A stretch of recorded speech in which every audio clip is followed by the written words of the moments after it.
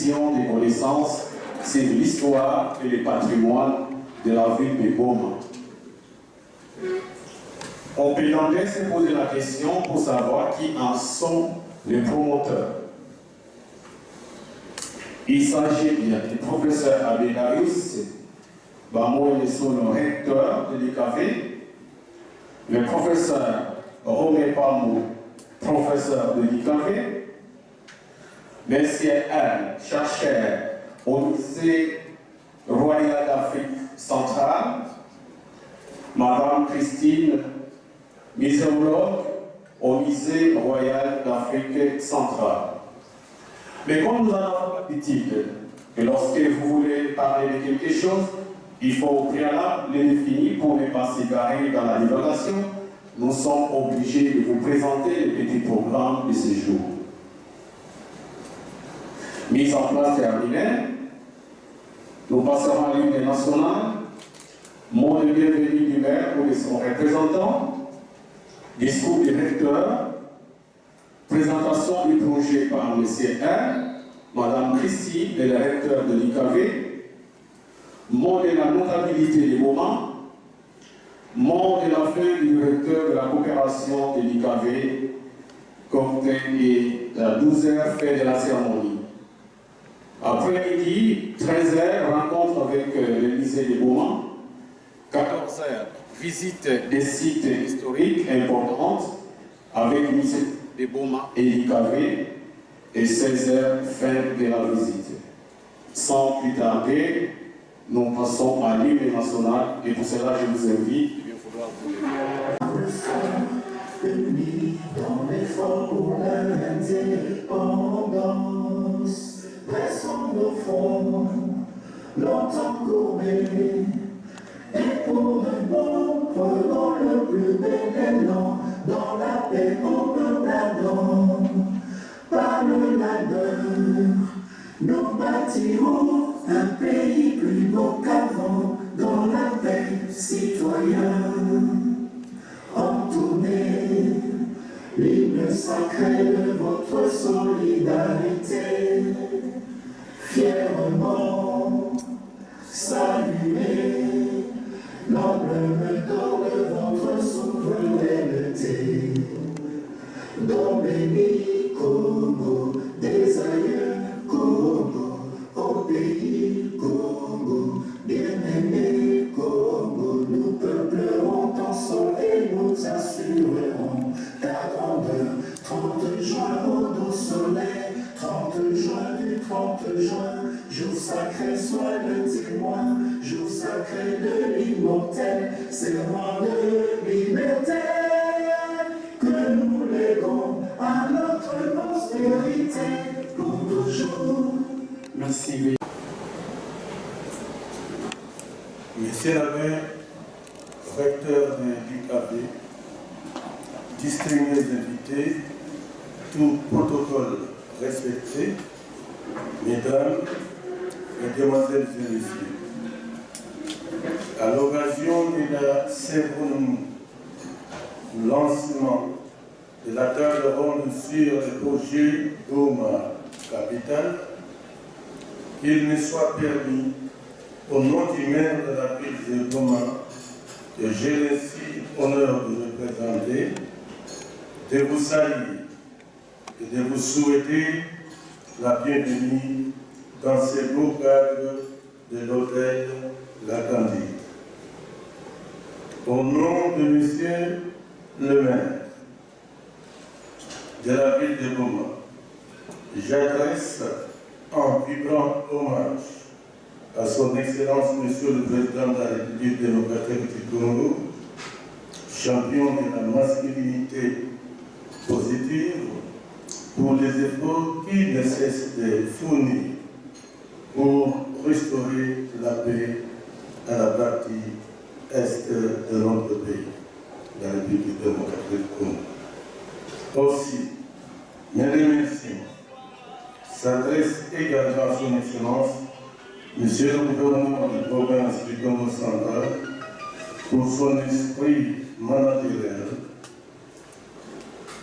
pour l'administration, la sécurité les développements de notre province.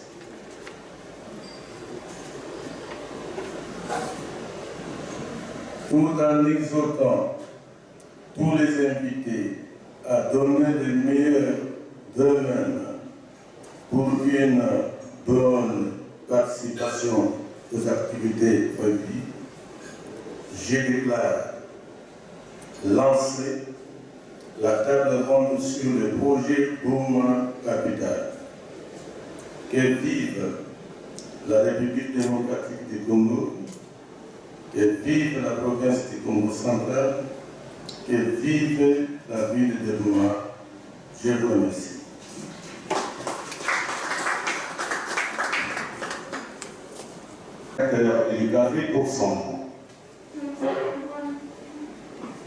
Madame l'ambassadeur du Royaume de Belgique, Monsieur le maire de la ville de Bouma ici représenté, Excellence Monseigneur l'évêque, Excellence représentant légaux de l'Église du Christ au Congo et de l'Église kimbangiste, Madame Christine et Monsieur Ayn, membres du Musée royal d'Afrique centrale de Terre-Virane, Mesdames et Messieurs membres du Conseil urbain de sécurité de Bouma, Mesdames et Messieurs membres du comité de gestion de l'IKV, Mesdames et Messieurs membres du corps académique, scientifique et du PATO, Madame le bourgmestre de la commune de Nzadi, Mesdames et Messieurs les chefs coutumiers, Mesdames et Messieurs membres des associations culturelles et de la notabilité de Bouma, distingués invités à vos titres et qualités, tout protocole respecté. Bouma est la première capitale de ce que fut l'État indépendant du Congo belge. Et comme l'histoire ne saurait être détachée d'un peuple, comme on pourrait couper le tronc d'un arbre de ses racines, le Musée royal d'Afrique centrale de Terre-Virane a eu la volonté de soutenir ce magnifique projet de réunification du passé de cette ville portière dont la dimension historique n'a pas toujours été très mise en vedette en raison sans doute d'une culture généralement ponctuelle et présentéiste, instantanéiste, focalisée sur l'activité portière. Le chef de l'État, son Excellence Félix Antoine Tshisekedi, lors de son dernier passage dans cette ville, n'a pas manqué de visiter le port de Bouma et de s'imprégner du projet de fabrication des engrais dans la perspective d'une diversification des points d'ancrage, porteur d'une espérance dans le chef de la population baumatracienne. L'IKV, qui est le cadre du retour aux sources historiques, porte le nom du premier président de la République démocratique du Congo. Nous le nommons Joseph Kasavubu. Il est de cette région du Mayombe, si bien décrite par Albert Loutrelou. Je présume que l'ombre de fétiche, société et culture Yombe, doit être retrouvée à Terre-Virane. Il parlait bien d'ici, parvenait jusqu'à Matadi pour Kinshasa, où il entamera la marche vers l'indépendance et la présidence du destin du Congo indépendant. Distingués invités, en plus de l'exposition et d'autres activités relatives à ce projet, ce retour sur l'histoire de deux peuples sera l'occasion de lancer un appel à candidature pour 2 x 4 bourses de master sur l'histoire de la ville de Bouma et 2 bourses de doctorat. Ces deux dernières seront en sandwich et traduisent une fois encore la beauté de la rencontre de peuples et de cultures. Excellence, Madame l'ambassadeur du Royaume de Belgique, nous ne remercions jamais assez le Royaume de Belgique qui nous visite à travers cette activité. L'expression populaire Noko, par laquelle le peuple congolais désigne la Belgique, a une portée anthropologique dans la région, notre région matrilinéaire. L'oncle encadre, scolarise, guide, répond de ses neveux. Nous vous remercions pour votre présence ici en ce lieu, qui offre l'occasion de faire découvrir à beaucoup l'Université Président Joseph Kasavubu, qui célèbre ses 25 ans d'âge en cette année 2024. Nous espérons que cette activité articulée sur la mémoire ouvre des horizons meilleurs à cette maison de formation de la jeunesse congolaise et africaine. À vous tous ici présents, commençant par l'autorité urbaine, je dis merci pour votre présence et votre participation et j'espère que l'implication des uns et des autres pourra redorer l'image de cette ville. Le projet sera bientôt présenté dans ses différentes phases. Il est entièrement scientifique, mais avec des ouvertures sur plusieurs pôles, lesquels intéresseront les différentes associations culturelles de la ville de Boma. Comme j'aime à le dire constamment, en marchant seul, on va plus vite, en cheminant ensemble, on va plus loin. Plaise au ciel que ce marché ensemble, qui prend un nouvel élan significatif aujourd'hui, aidera chacun des protagonistes de cette ville à donner le meilleur de lui-même pour qu'elle rayonne comme tout le monde le souhaite. Vive la République démocratique du Congo, vive la ville de Boma, vive l'université président Joseph Kassabou. Je vous remercie. Monsieur le remplaçant du maire, l'honorable Monsieur Senghor, Monseigneur, Monsieur le recteur de l'UQAP, chers représentants de l'Église de Christ au Congo et représentants de l'Église kimbanguiste, chers professeurs d'université présents et chers invités distingués, Mbote à tous et à toutes. Je m'appelle Hein Vaillé et monsieur a bien c'est mon nom et je suis historien et chercheur au Musée royal de l'Afrique centrale. Et je vais tout d'abord commencer par remercier nos partenaires de l'Université Président Kassabou, Monsieur le recteur et le professeur Romain, mais également le professeur Placide Mombembele de l'UNIKIN, avec qui, depuis, je dirais, presque une année et demie, nous avons couru un certain parcours qui nous a amené vers la concrétisation d'un projet qui va maintenant commencer avec succès et avec beaucoup de plaisir. Je vais prendre la première slide. Donc, le projet Boma Capital. Le projet Boma Capital est un projet de recherche et de diffusion des connaissances qui sera fait en partenariat entre l'Université Président Kassabou du Kabé ici à Boma et l'Université de Kinshasa, l'UNIKIN, et nous, le Musée royal de l'Afrique centrale, où je suis. Je suis venu présenter ce projet avec ma collègue Christine Belluard qui prendra la parole tout à l'heure. Donc, le projet de recherche et de diffusion des connaissances, c'est-à-dire que nous allons faire de nouvelles recherches sur l'histoire de Boma et sur son patrimoine, n'est pas pour publier juste quelques articles qui seront lus par quelques personnes seulement. Non, nous allons directement communiquer au plus large possible sur les résultats de ces recherches, ainsi que sur les résultats, je dirais, des études qui ont déjà été entamées et qui ne sont pas toujours bien accessibles. Ce projet de recherche bénéficie d'un appui de la coopération belge au développement auquel, en tant que partenariat, nous avons fait appel pour appuyer notre projet.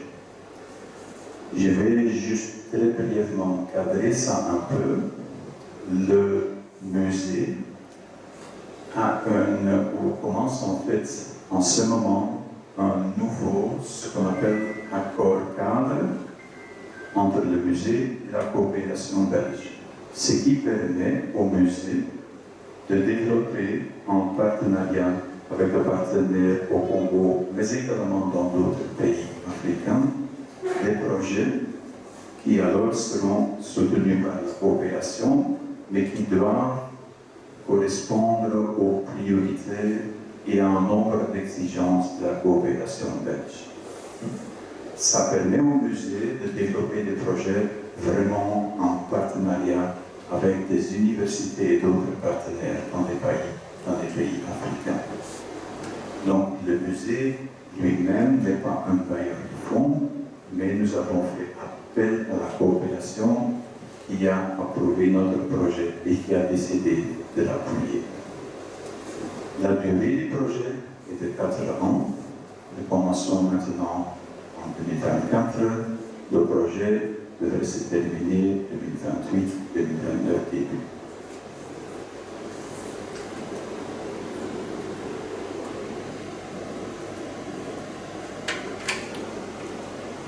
Voilà. L'objectif du projet Boma Capital est de contribuer à la valorisation de l'histoire et du patrimoine de la ville de Boma. On va faire ça comment? Je vais entrer plus en détail tout à l'heure, mais on va faire ça en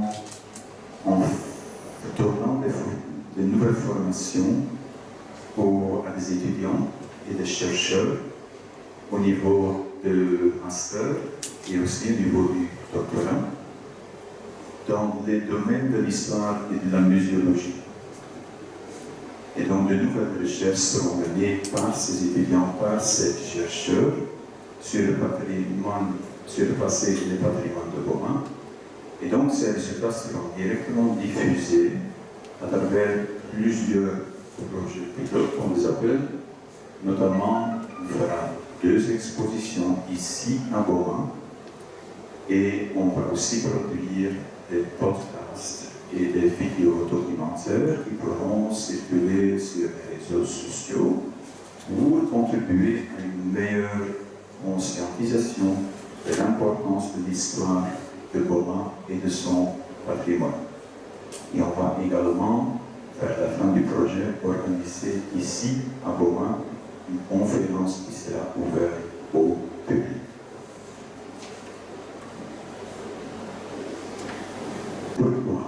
Pourquoi Boma Capital? Je suis venu une première fois à Boma il y a 25 ans, en 1998.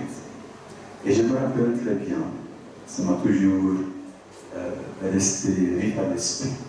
Je me rappelle très bien quand je suis venu ici pour la première fois que le discours de plusieurs personnes qui voulaient m'expliquer Boma faisait beaucoup référence à la première. Boma, à la première cathédrale, a été la capitale de l'État colonial, à la première voiture importée au Congo. Le mot première revient tout le temps. C'est une chose, ce qui pour moi montre déjà une conscience historique assez importante ici à Boma. Mais ayant fait des recherches moi-même sur l'histoire de Boma et surtout aussi sur le Mayombe, l'arrière périphérique de Boma, je connais Boma aussi comme centre très important. Boma est unique en quelque sorte au Congo pour avoir eu une fonction de centre et de capitale dans plusieurs épisodes de son histoire. D'abord, on se rappelle, comme les études le montrent, que Boma était un centre de la traite atlantique, mais après, Boma est devenu un centre très important du commerce au XIXe siècle, quand les maisons de commerce de l'Europe s'installaient particulièrement ici, dans l'embouchure du Congo. J'aurai quelques cartes à montrer dans quelques minutes. Et même, donc après, ce n'est pas un hasard que Boma a été choisi comme première capitale de la colonie par Léopold II, puisque c'était déjà un centre important. Et Boma est resté capitale jusque dans les années 1920, et même après, a quand même toujours été un centre provincial très important. Pour moi, c'est une ville historique. C'est une ville historique importante et comme on voit dans d'autres parties du monde, les villes historiques ont toujours un dynamisme particulier. Mais ce qu'on voit et ce que me disent les partenaires en ce moment, de toute façon, les dernières décennies, il y a peu d'impact positif de cette historicité, peu d'impact positif sur le plan économique de ce statut de ville historique. C'est une ville qui est très bien connue dans tout le Congo. Nous avons eu peu de difficultés pour expliquer le projet juste ici. Quand on commence à dire on va faire un projet sur l'histoire de Boma, son patrimoine, tout le monde a immédiatement compris. La ville est bien connue, mais il y a relativement peu de visiteurs ces dernières décennies. Il y a aussi déjà plusieurs études sur l'histoire de Boma, sur d'autres aspects également, qui ont été faites, et les sources à explorer pour étudier cette histoire sont aussi très importantes. Ces sources existent ici, bien sûr, mais elles existent aussi au musée Attervuren et dans d'autres archives. Et donc, il y a un potentiel pour la recherche très important, mais on constate en même temps que la diffusion des résultats de ces études, jusqu'ici, est restée parfois limitée. Donc, ces points que j'ai cités pour montrer quelque part l'importance de notre projet, ce qui nous a motivés d'un point de vue scientifique, intellectuel, à proposer un projet sur Boma.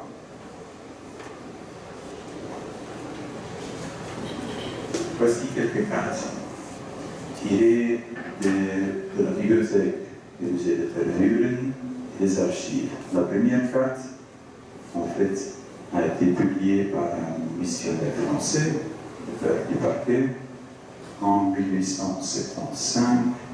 Il a montré l'installation de plusieurs maisons de commerce le long de la côte atlantique et également dans l'embouchure du Congo. La carte à droite montre, si je peux, ici, le missionnaire mettait à l'époque un Boma, de la prononciation à l'européenne de Boma.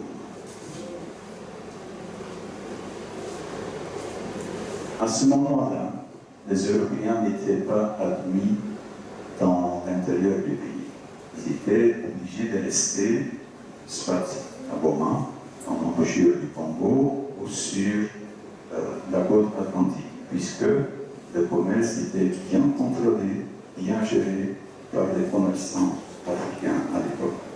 Cela a changé dans les années 1880, où on voit que les Européens commencent, ici c'est une carte d'un commerçant anglais, et on voit qu'ils commencent à s'installer dedans des fleurs, de Congo, de Goula, de Boulousi, ils commencent à installer des postes commerciaux partout.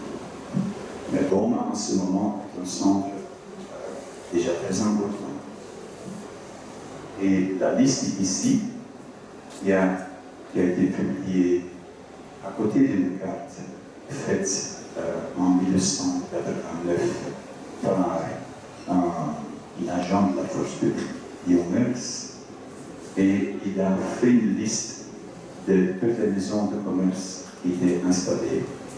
Et cela permet de voir comment, en fait, Boma était cosmopolite, comment Boma était connecté avec le monde, était connecté avec la France, l'Angleterre, l'Allemagne, puisque les maisons de commerce de ces pays étaient installées partout. Je vois ici la compagnie des Hollandais, la compagnie des Portugais, il y a Anton Boxen de Liverpool, de l'Angleterre.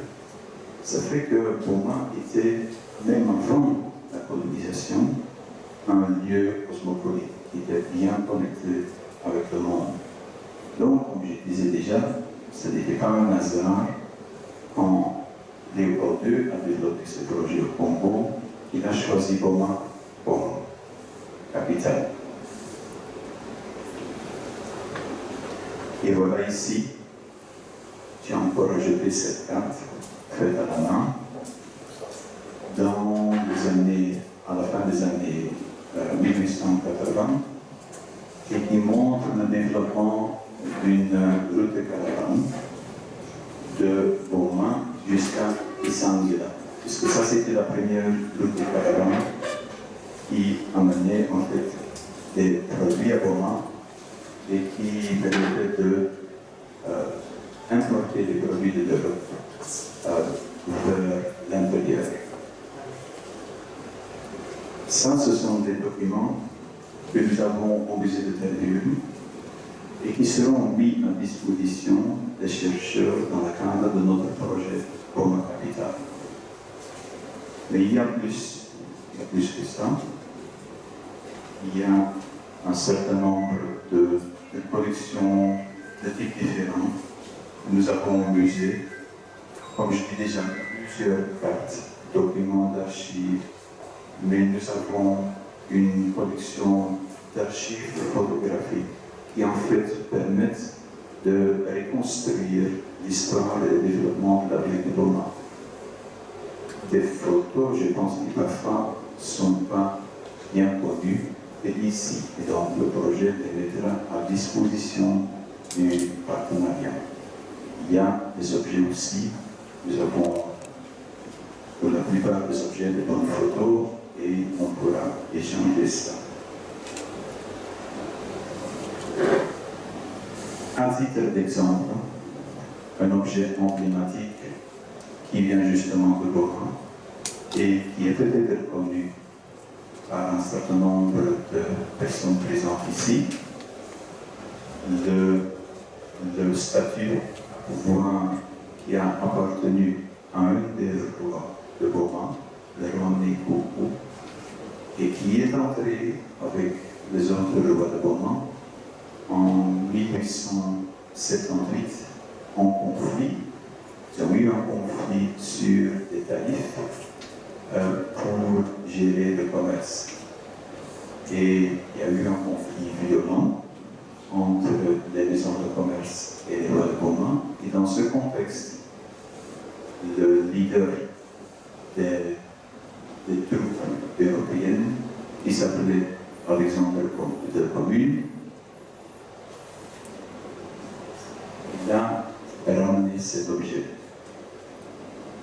Et plus tard, dans ses mémoires, il a décrit les circonstances dans lesquelles ce conflit a eu lieu. Et ça, c'est une des sources sur l'histoire de Boma que nous avons à côté de plusieurs autres.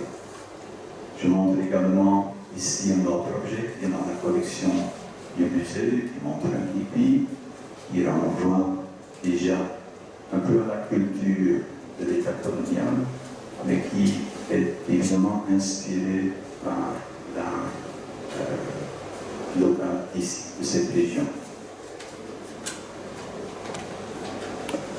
Un autre document encore, de la même époque, montre ici, de nouveau exemple, il y en a plus, ça montre le traité qui a été signé entre les rois de Boma et deux représentants de l'Association internationale du Congo, juste avant le début de l'État indépendant du Congo, et où en fait les rois de Boma acceptent de ne pas vendre des terrains à qui d'autre que l'Association internationale du Congo.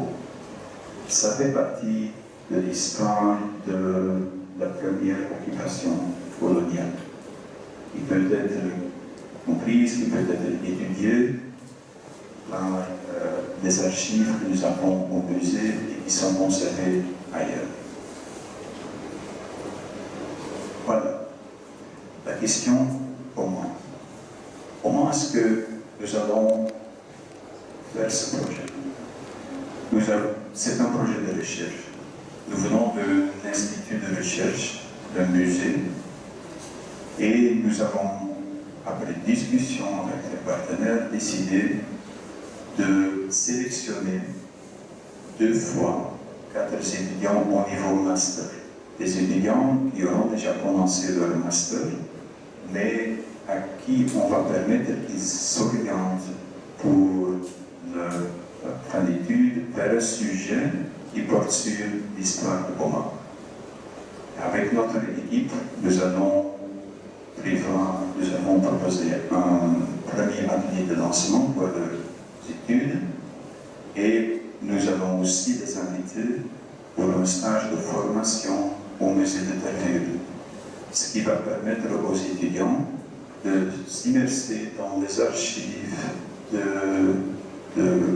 apprendre, de voir les méthodologies que nous avons pour préparer les expositions, pour faire la recherche. Ils auront la possibilité de visiter les collections, le musée, rencontrer les collègues au musée de Terre-Neuve, etc. Nous allons faire ça 2 fois. Nous allons bientôt sélectionner 4 étudiants qui pourront faire ce stage de formation au musée en 2025.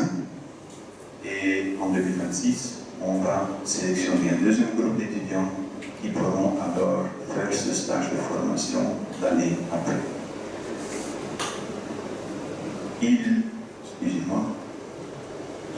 L'idée est aussi que ces étudiants vont aussi contribuer à la préparation d'un premier projet muséologique l'année prochaine, en 2025.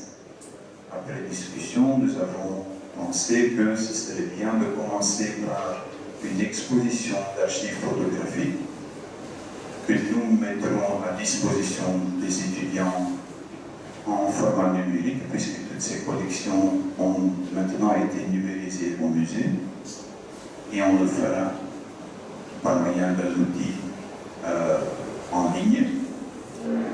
Et donc, les étudiants vont contribuer à la préparation d'une exposition de photos déjà l'année prochaine. Le deuxième groupe d'étudiants master va alors contribuer à la préparation d'un certain nombre de productions audiovisuelles. Ça, c'est notre idée. Et on va proposer des formations adaptées à ces objectifs. Il y aura aussi 2 bourses de doctorat. Donc on va également sélectionner 2 candidats qui pourront commencer une recherche plus approfondie. Et ce doctorat sera préparé sous la supervision du professeur Mumbambele de l'Université de Kinshasa, mais en co-tutelle avec une université belge. Donc, les doctorants pourront passer la moitié de leur temps ici pour faire la recherche, la moitié de leur temps en Belgique. Ça, c'est un modèle pour préparer un doctorat qui est beaucoup utilisé dans le cadre de la coopération belge.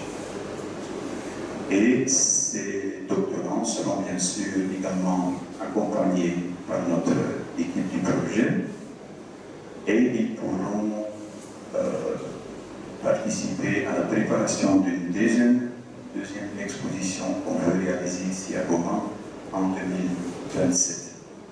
Il y aura parité hommes-femmes dans la sélection des candidats pour les masters et pour les doctorats, ce qui est une exigence de la coopération belge. Voilà, le partenariat principal est fait entre l'Université Président Kasavubu ici à Boma, l'Université de Kinshasa et le Musée royal de l'Afrique centrale.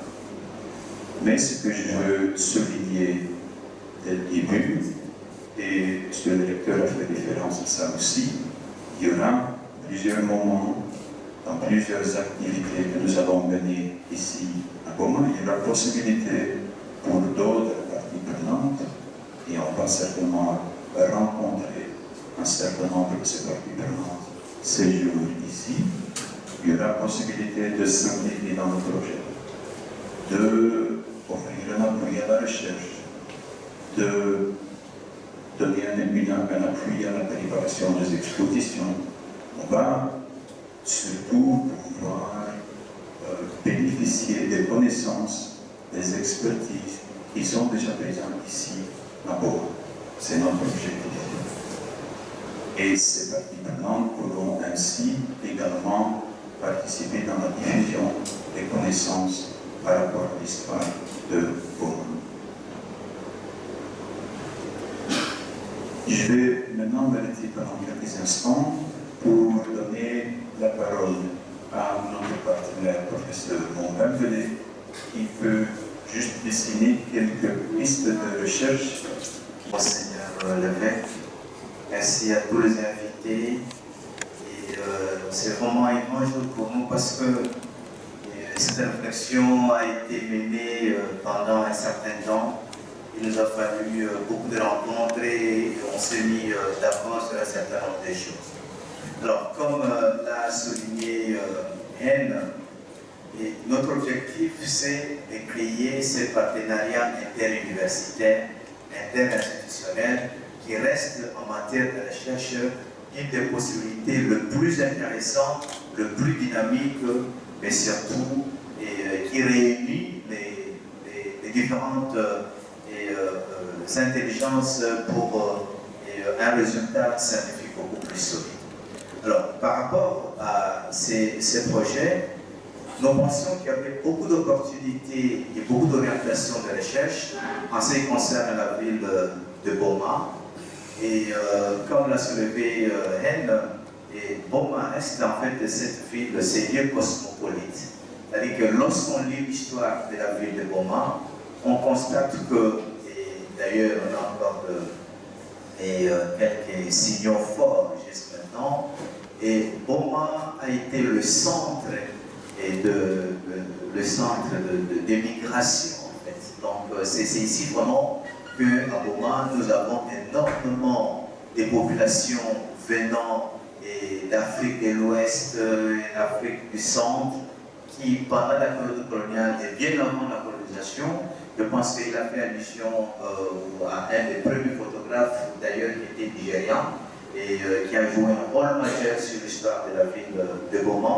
Et nous pensons que de projets de recherche qui iraient dans le sens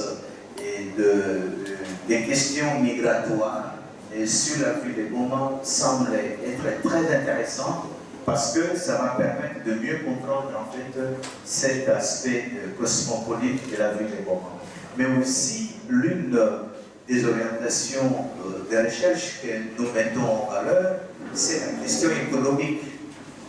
La question économique reste très intéressante par rapport à l'histoire de la ville de Boma, parce que Boma, bien avant, et on le voit d'ailleurs jusqu'à présent, que Boma est devenu l'un des plus grands ports du Congo, mais cet esprit commercial n'a pas commencé aujourd'hui. C'est bien avant, bien avant la colonisation à l'état indépendant du Congo, mais aussi surtout entre les différentes communautés qui pouvaient bien communiquer, échanger, et ça on le voit surtout dans les traités que Alexandre Commune signe avec les différents chefs locaux, mais en réalité, l'un des facteurs également des conflits entre Alexandre Commune et les autres chefs locaux, c'est le contrôle économique. Et nous pensons qu'une recherche qui irait dans le sens de pouvoir valoriser le patrimoine économique de Boma, c'est très intéressant. Mais aussi, cette recherche Boma Capital est orientée dans reconstitution de l'histoire de la RDC. Et ça, c'est très important. On parle de la restitution du patrimoine et des savoirs locaux. Et nous voulons vraiment que, à travers ces projets, qu'il y ait une certaine appropriation des savoirs et savoir-faire au niveau des moments, afin de pouvoir également permettre à la population de moments de s'approprier de son histoire, cette histoire économique, culturelle, mais aussi l'histoire politique. L'histoire politique. Et donc, l'une des orientations également que nous donnons à cette recherche, c'est au niveau, je crois qu'on va organiser des expositions, mais comment mettre en valeur l'histoire culturelle et muséologique en fait de la ville de Boma. Je pense qu'il y a le musée de Boma et il y a d'autres associations qui travaillent pour la valorisation culturelle. Et si on peut réfléchir en tant qu'acteur, de pouvoir orienter ces réflexions, ça peut donner une certaine solidité dans le projet. Voilà, moi je vais m'arrêter là parce qu'on a passé des temps. Donc il y a l'aspect migratoire, l'aspect économique, mais surtout la question de l'appropriation du patrimoine, la reconstitution du patrimoine, comment on y accorde une certaine valeur et aussi une certaine attention. Voilà. Moi, je vais terminer en venant sur quelques points importants. Quand on parle de plusieurs pistes de recherche, les archives, les collections du musée seront bien sûr mis à disposition pour appuyer ces recherches. Et nous faisons ça. Bon, tout d'abord, les chercheurs, les étudiants, les doctorants qui seront invités au musée auront un accès direct aux collections, ça c'est évident, ça c'est sûr, mais on va aussi développer un accès en ligne, puisque beaucoup de collections, beaucoup d'archives ont été numérisées au musée de Tervuren. Et je vous montre ces quelques images à titre d'exemple. Nous faisons ça déjà dans le cadre d'un autre projet. Donc, on permet l'accès aux collections via l'ordinateur. Et on a même développé une application qui permet un accès via le smartphone pour vraiment faciliter cet accès. Donc, dans le cadre du projet, on va communiquer sur les résultats de ces recherches et donc on appelle ça des co-créations. Ça veut dire que ce seront des chercheurs ici sélectionnés qui feront ces créations, qui vont développer ce projet muséologique, mais avec un accompagnement de nous, un appui de notre partenariat. Et comme j'ai déjà dit, on veut commencer par une exposition d'archives photographiques l'année prochaine. J'ai mis ici dans ma présentation quelques photos juste pour évoquer les collections d'archives photographiques que nous avons au musée. Ici, il y a une photo des chefs de Boma dans les années 1890. On a des photos des bâtiments, des photos qui permettent de voir le développement de la ville dans l'époque léopoldienne. On a par exemple ici une photo de la gare, on a des photos de la construction de cette gare, des photos aussi de la région plus large autour de Boma. C'est une photo de 1899 de la construction du pont à Noki. Ici, j'ai mis une photo de 1905 de la gare de Noki. Mais il y a aussi des photos de l'époque du Congo belge. Ici, je présente une photo aérienne de Boma en 1945. Mais on en a beaucoup plus que ça. Donc, toutes ces collections pourront être consultées via l'ordinateur et via le téléphone dans la durée du projet. C'est-à-dire, on va réaliser cet accès dans la durée du projet.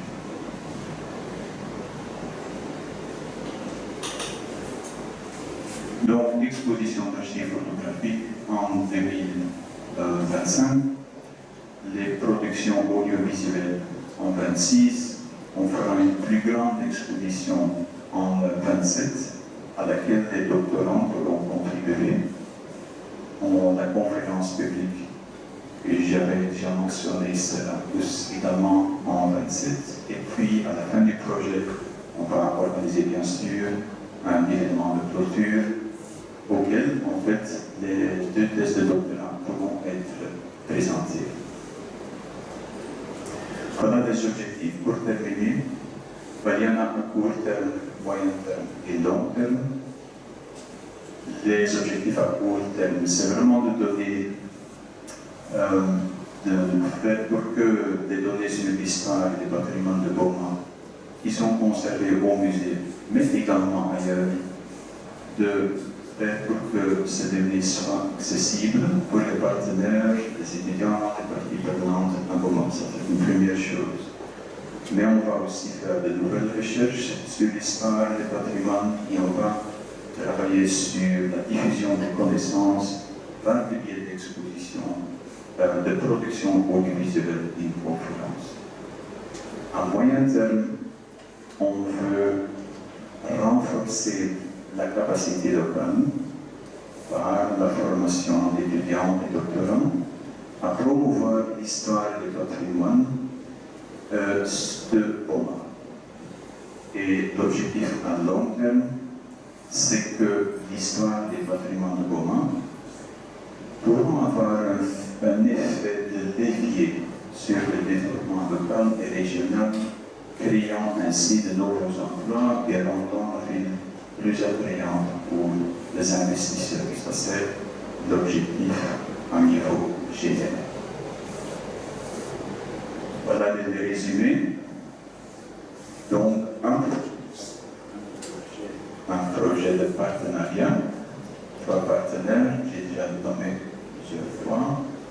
Donc, renforcer les capacités locales pour la valorisation de cette histoire et de ce patrimoine, pour qu'on puisse ainsi contribuer à son développement durable.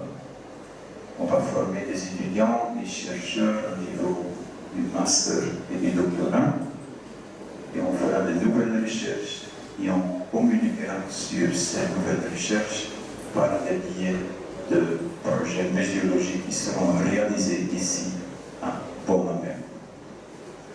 Je vous remercie d'être venu, de m'avoir écouté. Je vais maintenant passer la parole à ma collègue Christine Duvard, qui va vous présenter ou vous expliquer un peu plus ce que le musée d'intérieur fait en général, puisque ce que nous présentons ici, le projet Boma Capital, s'inscrit dans une approche institutionnelle plus large. Je vous remercie.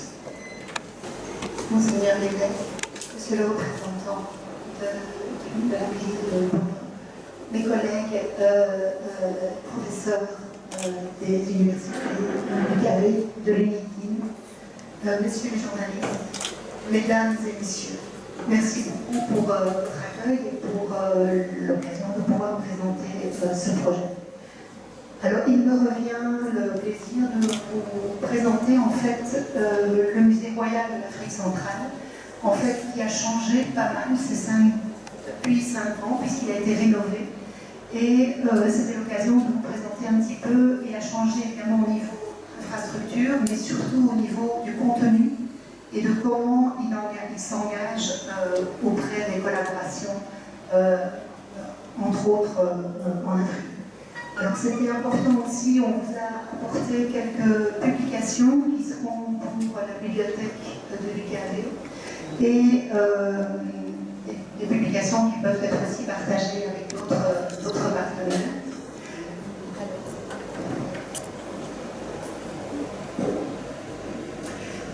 En quelques mots, oui, la raison aussi pour laquelle on voulait vous présenter le musée royal de l'Afrique centrale, c'est important de dire d'où on parle évidemment, Et c'est aussi important de dire là où vont être reçus les étudiants et les doctorants pour leur stage de recherche et comment ils vont pouvoir travailler et faire des recherches au sein du musée. C'est intéressant de faire ce lien pour voir ce qui est possible dans cette collaboration.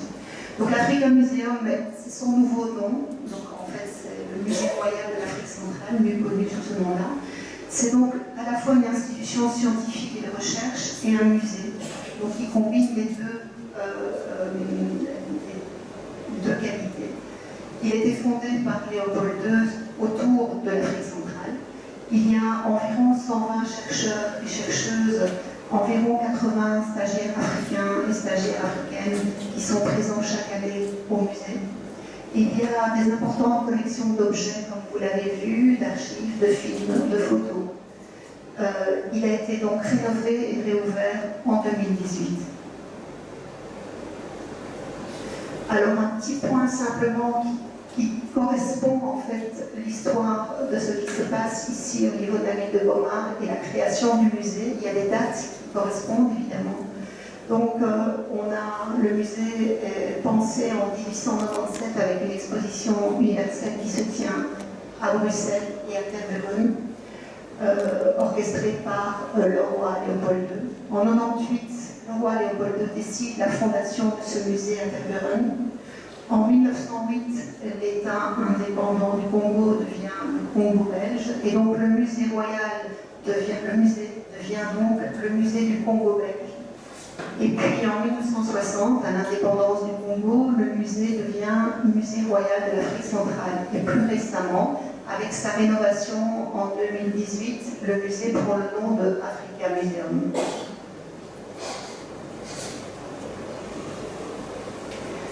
Alors, en quelques mots pour situer le paysage du musée dans le paysage des musées belges, donc c'est un établissement scientifique fédéral qui se situe comme un campus, en fait un campus de recherche.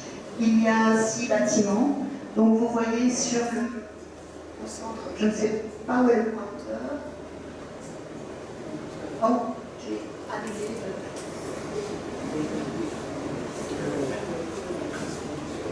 Peut-être quelqu'un peut remettre le...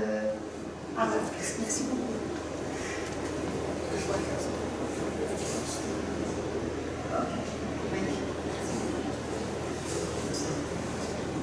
Donc en fait, vous avez au centre ici le musée, donc le bâtiment du musée qui a été rénové et donc l'organisation des collections a été rénovée également.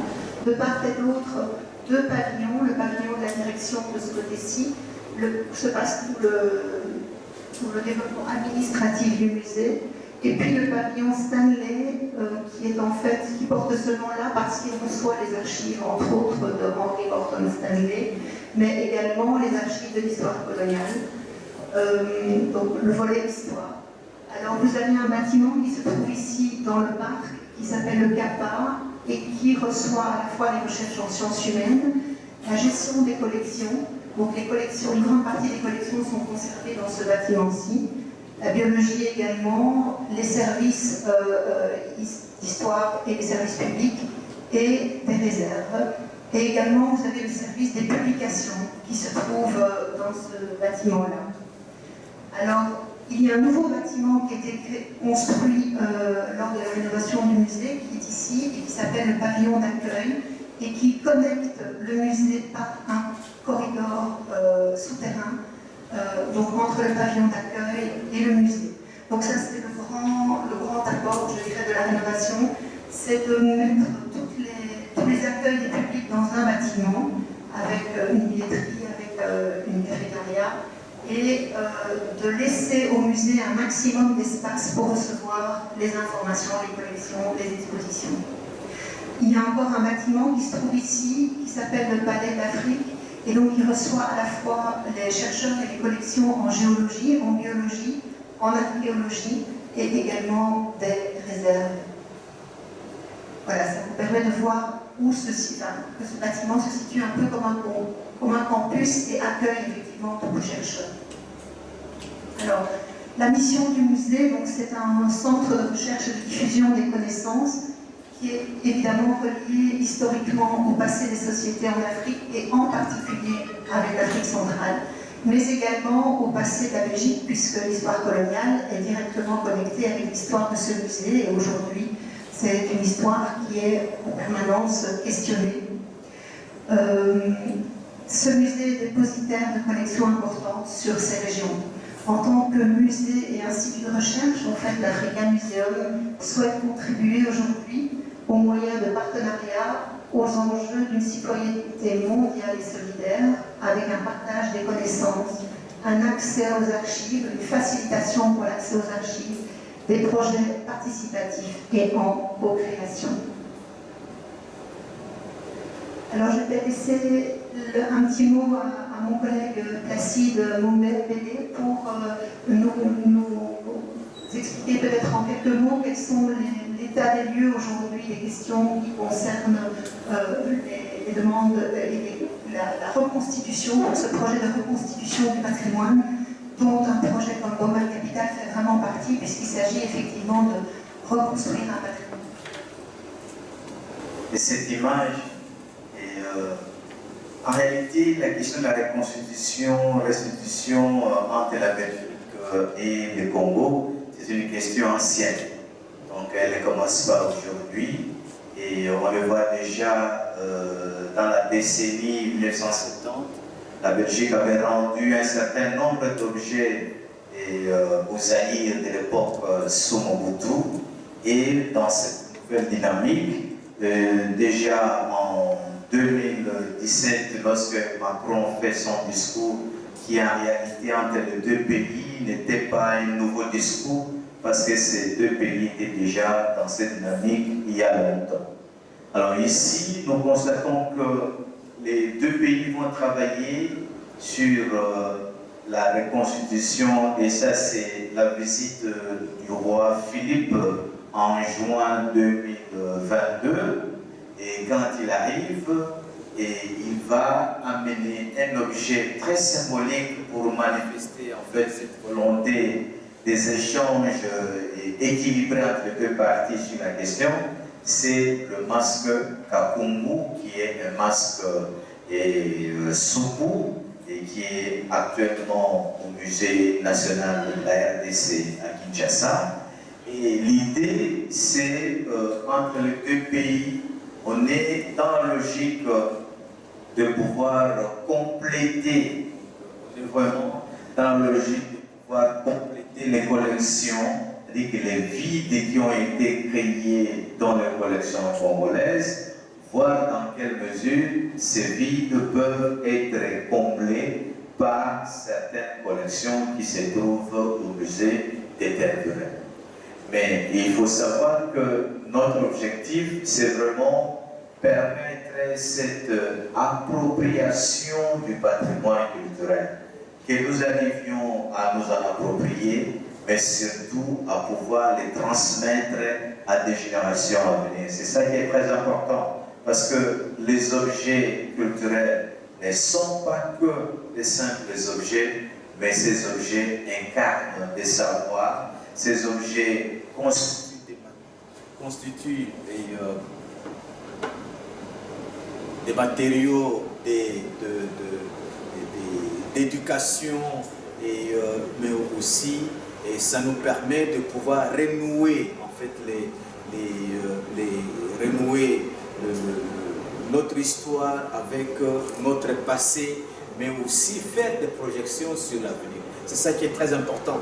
Et ce qui cadre vraiment avec ce projet, c'est de voir que depuis un certain temps, par exemple la ville de Boma, on en parle presque pas. Et pourtant, dans le passé, c'est une ville pleine d'histoire, d'un héritage tout à fait exceptionnel qui doit être valorisé et transmis à des générations. Donc, le travail que nous faisons actuellement en ce qui concerne la reconstruction, il y a une commission nationale sur la restitution des biens culturels qui a été créée au niveau de la RDC, et il y a un décret du Premier ministre de 2002, je pense, 2023, ou de l'année dernière, qui définit les modalités de transmission et également de ces patrimoines. Mais ce qui est très intéressant, parce que c'est une première, il y a des avancées aussi du côté de la Belgique, parce qu'en 2022, la Belgique a voté une loi sur ces mots-là, l'inaliénabilité, voilà, des patrimoines. C'est-à-dire qu'il y a possibilité actuellement de pouvoir sortir certains biens culturels qui avaient été interdits suite à la loi. Maintenant, il y a possibilité que certains biens culturels, lors des échanges entre les deux parties, puissent quitter la Belgique pour la RDC. Donc, je pense que ce sont des opportunités qu'on n'en a pas trouvées il y a plusieurs années et je crois que dans l'histoire, c'est encore une première et nous pensons que ces projets pourraient être un véritable tremplin pour que nous puissions nous en approprier davantage et surtout profiter de cet environnement très dynamique et ouvert sur la question de la reconstitution du patrimoine. Merci beaucoup, Placide.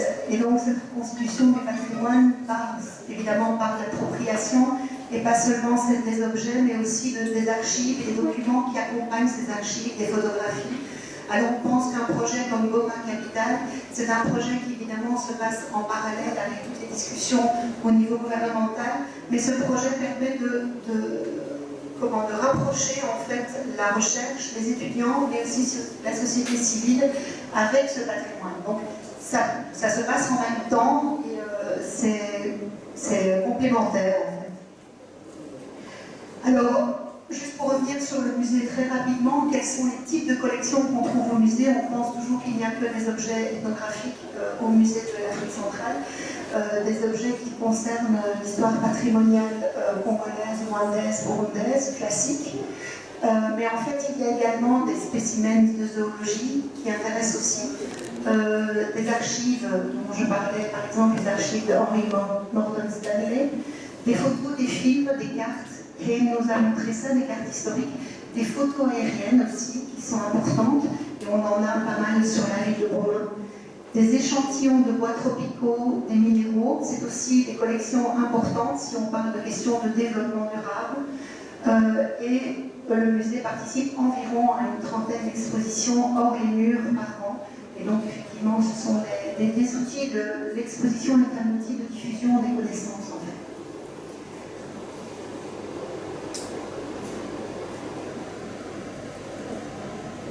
Alors, dans les activités du musée, ce sont des activités assez classiques pour un musée, c'est-à-dire la gestion des collections, donc l'entretien des collections et la gestion des prêts des collections, la recherche, comme on l'a dit, en anthropologie, histoire, biologie, sciences de la Terre, et avec une valorisation des résultats. Les services au public que je représente ici, les services au public sont importants dans un musée parce que c'est eux qui font le lien entre la recherche scientifique et le public, et qui donne l'ouverture en fait du musée à travers la diffusion des connaissances, les expositions, la sensibilisation. Et donc le musée a aussi comme activité de renforcer les capacités nationales en Afrique.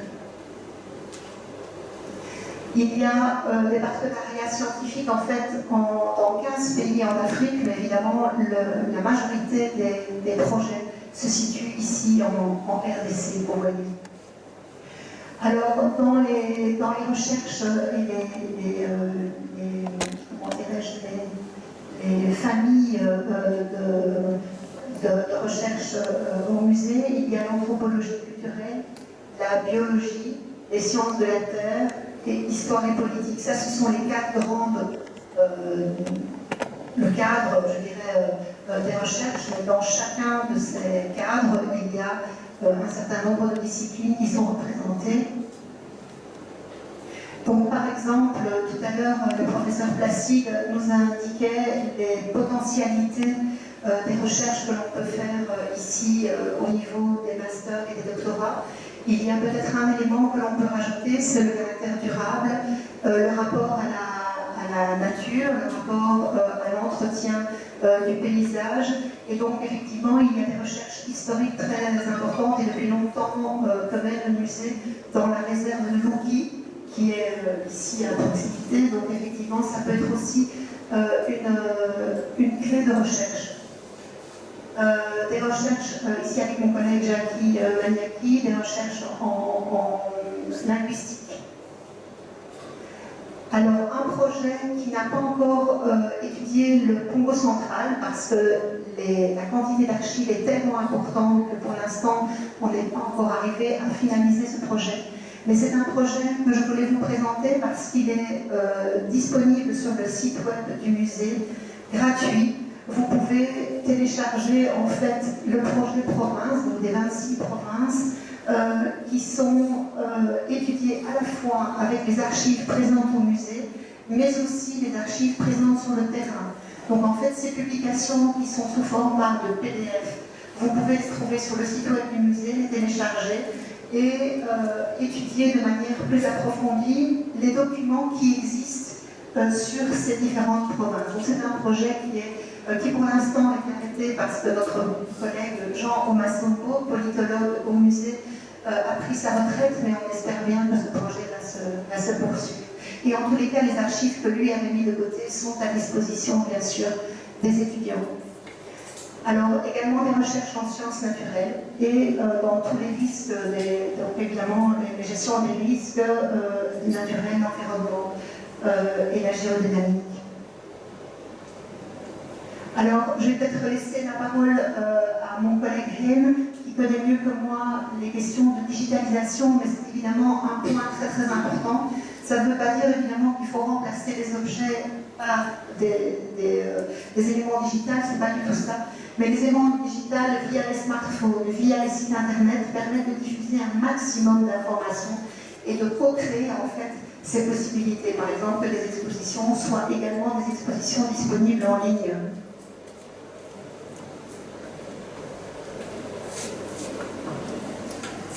En fait, je vais rester très bref pour respecter l'heure, mais je pense que j'ai déjà fait référence à cela, donc ça c'est un aspect qui fait partie du projet.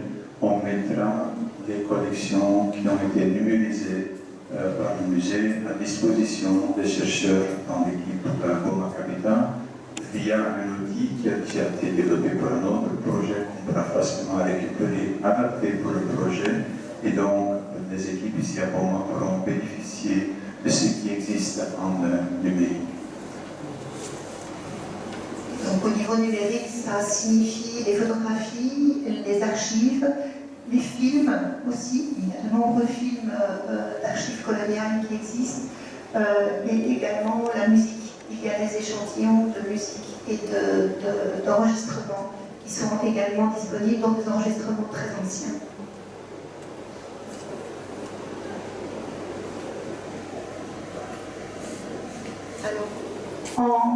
Rapidement, et pour ne pas prendre trop de temps, vous dire aussi que si le musée a été rénové, il a changé aussi au niveau de son fonctionnement interne.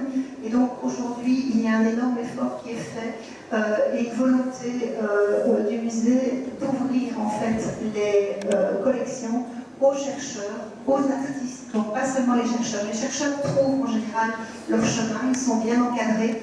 Mais d'autres personnes, parties prenantes, comme les familles par exemple, directement connectées avec l'histoire de certains objets, mais aussi les artistes contemporains qui sont intéressés par l'accès aux collections, parce que pour eux, c'est la base, évidemment, c'est la base du travail d'un artiste, c'est aussi de se reconnecter avec toute son histoire et avec tout le patrimoine. Et donc, beaucoup d'artistes travaillent et font des demandes pour travailler au musée. Donc la question de la digitalisation, la formation dont on a parlé également, et peut-être dire aussi que les recherches dans les archives, c'est une chose, c'est très important, mais on est vraiment très conscient que ces recherches, si elles restent dans les archives, restent un tout petit peu, sont incomplètes. En fait, on se rend compte que les recherches sur le terrain, c'est-à-dire la reconnexion avec le contenu sur le terrain, de prendre les photos et de les ramener sur le terrain pour que les gens, pour que la mémoire qui est vivante, cette mémoire n'est pas si ancienne, pour que la mémoire qui est vivante continue de commenter un certain nombre de ces documents. Donc c'est vraiment très très important de tabler aussi dans le temps présent sur la connaissance que les familles, que des associations, que les chercheurs peuvent avoir sur le terrain. Donc voilà, je vais rapidement passer ici. Donc, et puis, vous donner un exemple du lieu dans lequel on reçoit les étudiants et les chercheurs et les artistes pour qu'ils puissent faire des recherches sur les données qui se trouvent dans les bases de données du musée. Donc, les artistes et les chercheurs reçoivent un badge, donc ils ont accès illimité au musée, ils viennent, ils rentrent, ils sont chez eux. Ils ont un poste de travail, un badge d'accès pour pouvoir faire leurs recherches. Ils ont également un badge qui leur permet d'avoir accès à la bibliothèque quand ils sont sur le site du musée. Et bien sûr, le travail que nous on fait, c'est pas de faire le travail à la place des étudiants, pas du tout. Mais on sait qu'un musée, c'est parfois un endroit complexe. Et donc, nous, notre travail, c'est de leur faciliter l'accès, les contacts avec nos collègues scientifiques pour qu'ils puissent mener leurs recherches, être très efficaces quand ils sont sur place. D'ailleurs, on commence en général avant leur départ, pour qu'on puisse déjà identifier les moments, les rendez-vous, et qu'ils puissent avoir un maximum de contacts avec les chercheurs et les collections du musée, qu'on puisse faciliter cet élément. Et on voit souvent que quand on arrive au musée, on n'a pas d'idée de ce qu'il s'y trouve, mais très rapidement le fil prend et on tire le fil et en fait, petit à petit, la recherche se mène de bout en bout, comme ça. Et ensuite, effectivement, une fois que les chercheurs et les étudiants rentrent en RDC, bien sûr, le contact se poursuit. On a le WhatsApp, c'est très simple aujourd'hui de se contacter, de travailler de façon très collaborative et participative tout au long de la recherche. Voilà, je vous remercie pour votre attention. Je termine avec cette image et la présence de Freddy Tsimba, qui est un artiste congolais bien connu, à la fois bien sûr en RDC, mais aussi à l'échelle internationale. Et donc Freddy a fait une exposition en 2021 au musée qui s'appelle Mabele Eleki Lola. Et donc on vous a apporté le catalogue de l'exposition où il questionne en fait effectivement l'histoire du patrimoine et le rapport entre les artistes contemporains et le patrimoine. Je vous remercie infiniment et nous restons à votre disposition pour toutes les questions complémentaires et merci encore pour votre accueil.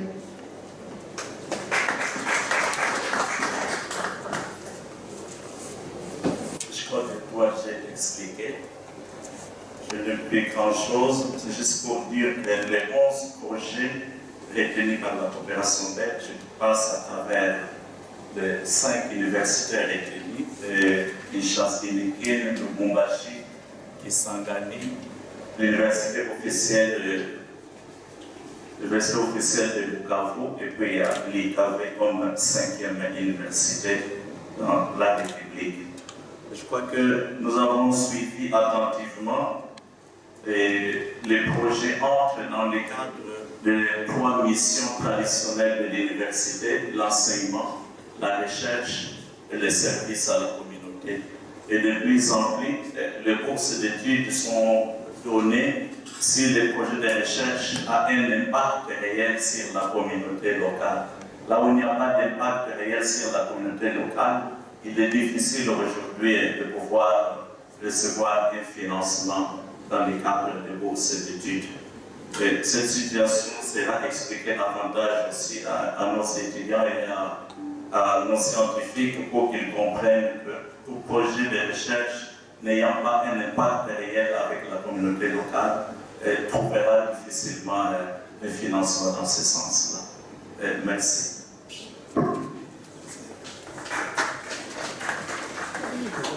Si vous me permettez, Monsieur le Recteur, il nous reste le grand plaisir de vous offrir quelques publications du musée. Je vais les prendre et je laisse peut-être Christine d'en dire un petit mot.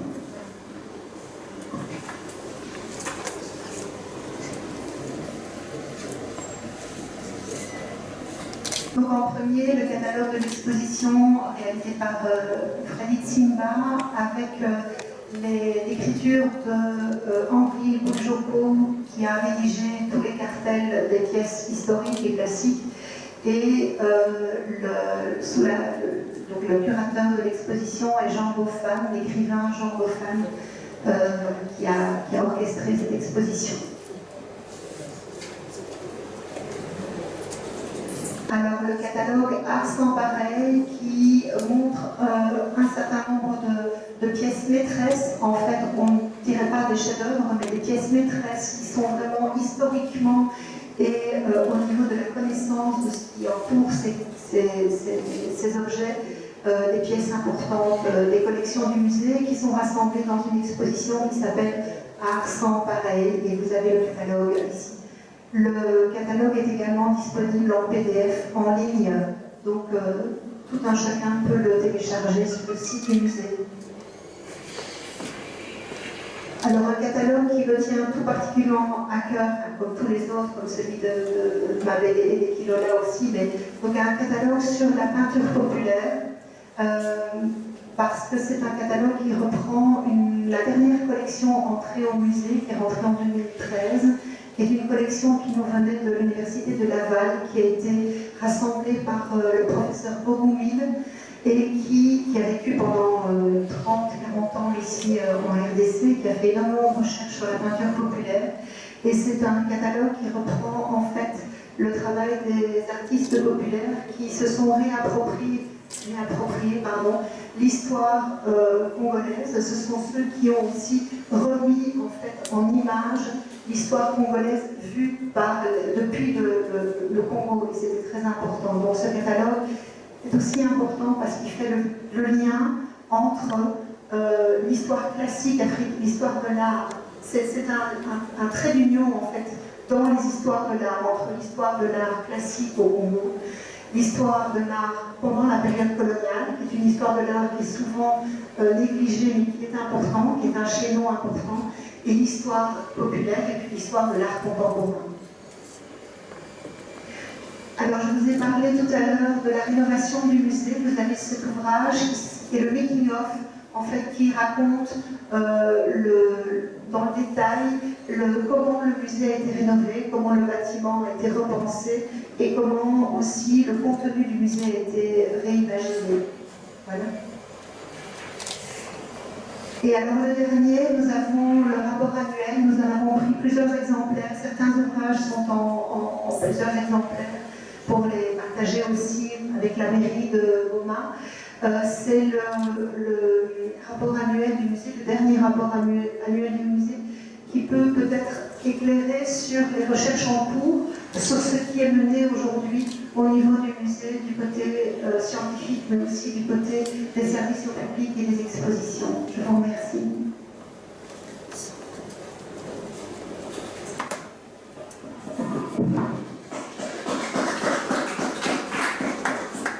Du projet Boma Capital, un projet de recherche et de diffusion des connaissances et l'histoire et le patrimoine de la ville de Boma. Et tel que nous avons technologie de ces projets, du président de la notabilité urbaine de Boma, Papa Joachim Poukoudza, dire merci aux organisateurs, souhaiter la bienvenue aux éminents scientifiques qui sont venus nous visiter. Et je voudrais dire un petit mot, je crois paraphraser à la ministre française de la Culture, André Malraux, qui avait dit qu'on marche mal sur le vide. Je pense que ce projet peut nous aider à revisiter notre passé pour savoir où nous sommes, pour nous permettre d'avancer d'un pas plus sûr. Je termine en disant que la notabilité pleine de Goma regroupe un certain nombre de personnes ressources que vous pourriez consulter si vous le souhaitez sur certains aspects de la ville de Goma, l'histoire, et je termine par là. Je vous remercie.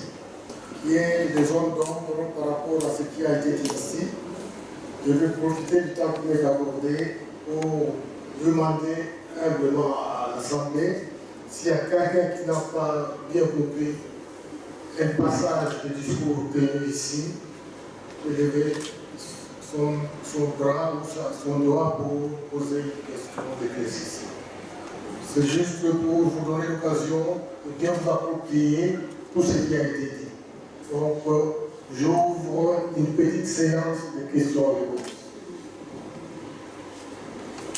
N'ayez pas peur, si c'est le français. Pour connaître l'objet de votre mission dans la ville de Boma, présentement dans le Congo central en RDC. Nous sommes venus, c'est-à-dire moi je m'appelle Hein Van der Heer et ma collègue Christine Leloir, nous sommes venus ici à Boma pour lancer un projet qui s'appelle Boma Capital.